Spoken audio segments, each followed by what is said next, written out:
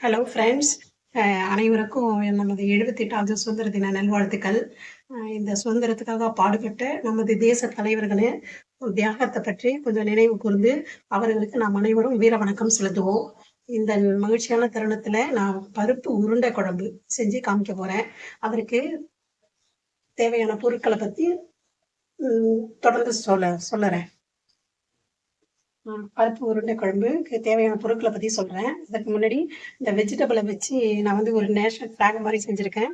அதை பற்றி கமெண்ட்ல சொல்லுங்கள் ஃப்ரெண்ட்ஸ். இப்போ தேவையான பொருட்களை பற்றி பார்க்கலாம். ஃபஸ்ட்டு முதல்ல தக்காளி, ஒரு 4 தக்காளி, இது வந்து குழம்புக்கு. அடுத்து கொஞ்சம் தேங்காய், அது கூட கொஞ்சம் பெருஞ்சீரகம், கொஞ்சம் வெங்காயம், நாட்டு வெங்காயம் போட்டு அதை அரைச்சி பேஸ்ட் மாதிரி வச்சுக்கலாம். 100 கிராம் சின்ன வெங்காயம், அதை பொடியா கட் பண்ணி வச்சுக்கிறேன். ஒரு 4 பச்சை மிளகாய், 4 பச்சை மிளகாவை நீல வாக்குல அரிஞ்சு வச்சாச்சு. அடுத்து ஒரு 10-15 பூண்டு பல்ல பொடியா நறுக்கி அதுவும் வச்சிருக்கேன். ஒரு 2 பச்சை மிளகாய், அதை பொடியா கட் பண்ணி வச்சிருக்கேன். இது பருப்பு உருண்டை குழம்பா ஜீரண கோளாறு வரும்ல, அதுக்காக தான் பூண்டு ப்ளஸ் இஞ்சி வந்து கொஞ்சம் ஒரு சிறு துண்டு அதை பொடியா நறுக்கி வச்சிருக்கேன். தேவையான அளவு கருவேப்பிலை. அடுத்து இந்த வெங்காயம் பாருங்க, கொஞ்சம் கொஞ்சம் இதாக கட் பண்ணி வச்சிருக்கேன், கொஞ்சம் பருமனா. அது வந்து குழம்புக்கு தாளிக்கிறதுக்கு. கருவேப்பிலை, பொடியா நறுக்கிய கொத்தமல்லி கீரை, புளி, தேவையான அளவு புளி கரைச்சி வச்சிருக்கேன். அதற்கு சமமான மிளகாத்தூளை நான் போன வீடியோலையும் சொன்னேன். எவ்வளவு புளிக்கு ஏத்தாப்புல மிளகாத்தூளை எவ்வளோ எடுக்கிறதுன்னு சில பேருக்கு அதில் வந்து டவுட் வரும். அதுக்காக எவ்வளோ புளி எடுக்கிறோமோ அந்த அளவுக்கு மிளகாத்தூளை தண்ணி ஊற்றி பசைஞ்சு உருட்டி வச்சுக்கலாம். அதுதான். அடுத்து இங்கே பாருங்க, அந்த உருண்டைக்கு தேவையான பருப்பு வகைகள்.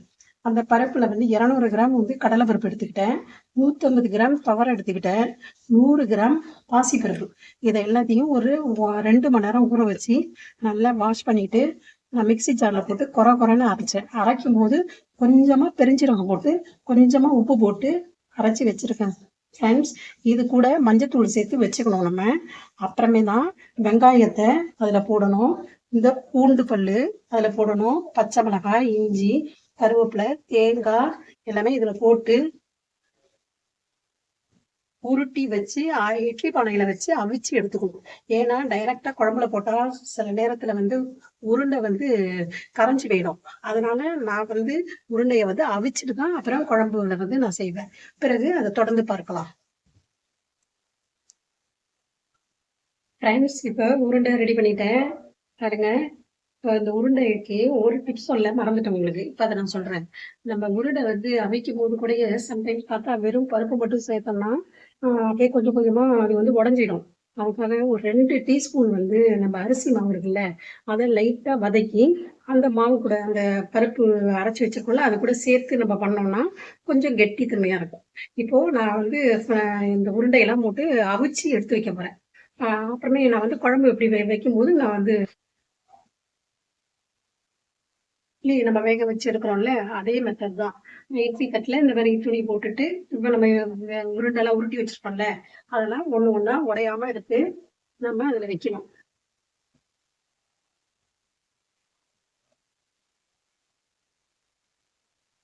பாருங்க, ஒன்று ஒன்று அப்படியே ஒரு ஒரு 10 நிமிஷம் தான், அதுக்குள்ள குக் ஆயிடும்.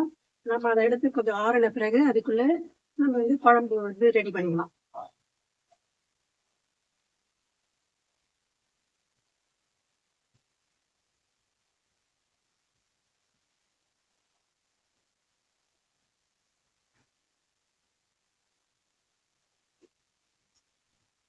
ஃப்ரெண்ட்ஸ் இங்கே பாருங்க, இட்லி பானையில் உருண்டெல்லாம் அடுக்கி வேகிறதுக்கு ரெடியாக இருக்குது.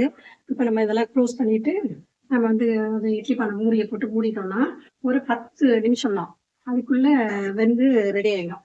நம்ம அந்த கடையில் குழம்பு வந்து ரெடி பண்ணிட்டோம்னு வச்சுக்கோங்களேன், இந்த வெந்த உருண்டையை அது கூட சேர்த்துக்கலாம். அதை பற்றி தொடர்ந்து நம்ம பார்க்கலாம். பருப்பு உருண்டையை வேக வச்சு எடுத்து வச்சாச்சு. இப்போ குழம்புக்கு குழம்பு ரெடி பண்ணணும். அதுக்கு தேவையான பொருட்கள்லாம் பார்க்கலாம். வெந்தயம் ஒரு ஸ்பூன் எடுத்து வச்சிருக்கேன் தாளிக்கிறதுக்கு. கடுகு ஒரு ஸ்பூன் எடுத்துருக்கேன். கொஞ்சமா பூண்டு எடுத்து வச்சிருக்கேன், வெங்காயமும் கட் பண்ணி வச்சிருக்கேன், அப்புறம் கொஞ்சம் கருவேப்பிலை, தக்காளி ஒரு 3 தக்காளி வந்து கட் பண்ணி வச்சிருக்கேன், புளியும் மிளகாத்தூளையும் மிக்ஸ் பண்ணி வச்சிருக்கேன். அதுல ஒரு 3 பச்சை மிளகாய நீல வாக்குல அரிஞ்சு அதில் போட்டு வச்சிருக்கேன். தேவையான அளவு உப்பு எடுத்து வச்சிருக்கேன். தேங்காய், பெருஞ்சீரகம், கொஞ்சோண்டு நாட்டு வெங்காயம் 2 போட்டு அரைச்சி அதை வச்சு நைஸா அரைச்சி எடுத்து வச்சிருக்கேன். இப்போ குழம்பு எப்படி செய்யலாம்னு பார்க்கலாம்.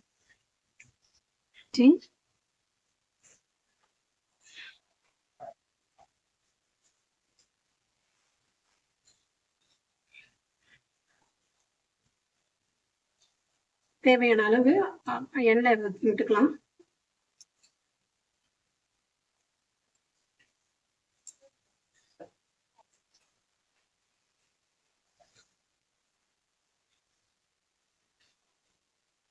எண்ணெய் கொஞ்சம் காயட்டும்.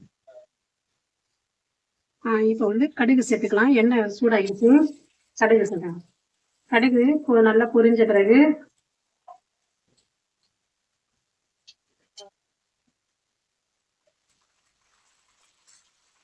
வெந்தயம் சேர்த்துக்கணும்.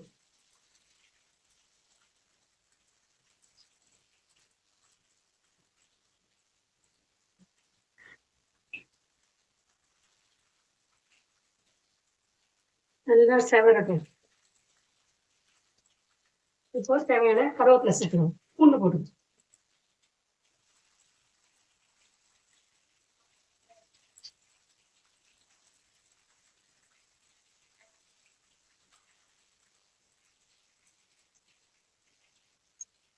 இப்போ கொஞ்சம் கருவேப்பிலை போட்டு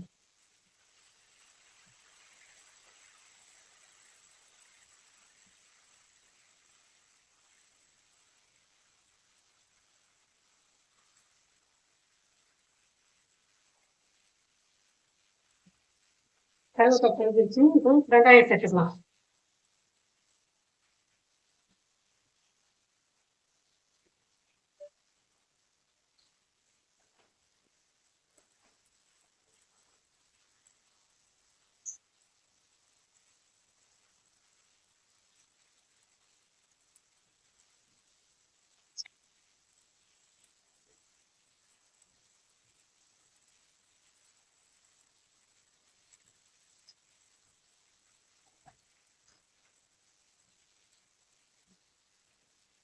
வெங்காயம் நல்லா செவரட்டும்.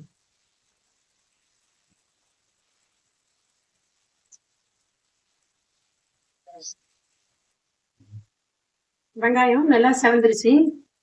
இப்போ தக்காளி சேர்த்துக்கலாம்.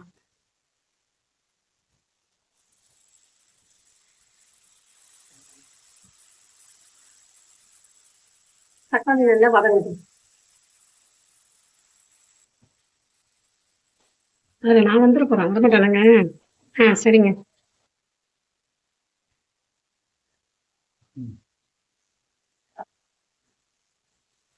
தக்காளி இதெல்லாம் வதங்கிடுச்சுங்க.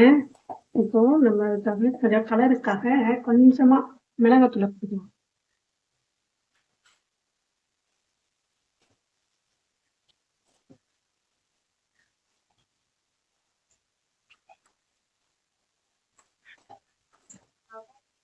நல்லா வதங்கிடுச்சு. இப்போ கரைச்சி வச்சிருக்கோம் குழம்புக்கு, அதை இதில் எடுத்து சேர்த்துக்கலாம்.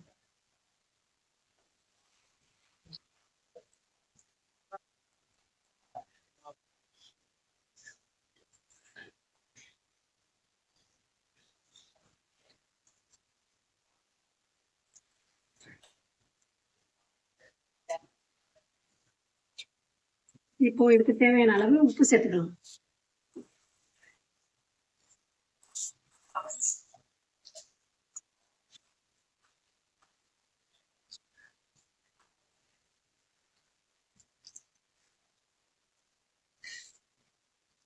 இப்போ நல்லா குழம்பு கொதிக்கட்டும். குழம்பு நல்லா கொதிச்சு வந்துருச்சுங்க. இப்போ நம்ம வந்து அரைச்சி வச்சிருக்கோம்ல தேங்காய், பெருஞ்சீரகம், அதை அது கூட சேர்த்துக்கலாம்.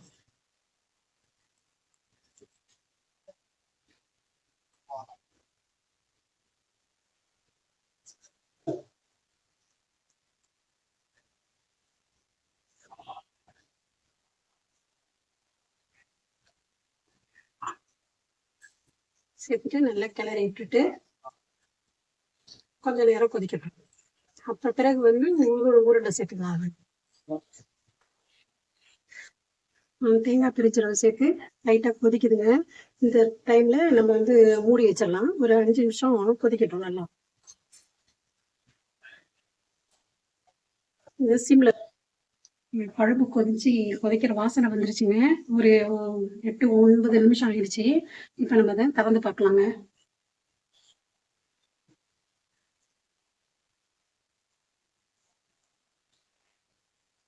இது நல்லா கொதிச்சு வந்துருச்சு பாருங்க.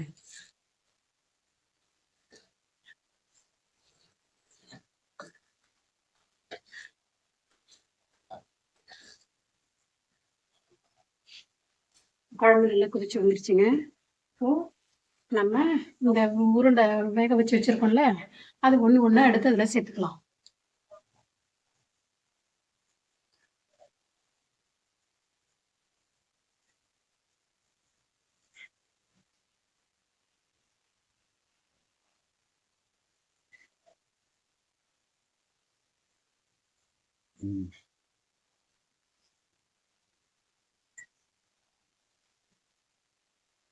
உருண்டெல்லாம் போட்டுட்டேங்க. இப்போ இது ஒரு 5 மினிட்ஸ் அல்லது அந்த புளி காரம்லாம் அந்த உருண்டையில சேரும். இதுக்காக ஒரு 5 மினிட்ஸ் சிம்ல வச்சு கொதிக்க வச்சுட்டு அப்புறமே இறக்கி கொத்தமல்லி கீரை போட்டு குழம்பு ரெடி ஆயிடும். குழம்பு ரெடி ஆயிடுச்சுங்க. நம்ம ஓபன் பண்ணி பார்க்கலாம். நல்லா நல்லா கொதிச்சு வந்துருச்சு பாருங்க குழம்பு. இப்போ நம்ம மல்லிக்கீரை வச்சிருக்கோம்ல, மல்லிக்கீரைங்க மேல சேர்த்துடலாம்.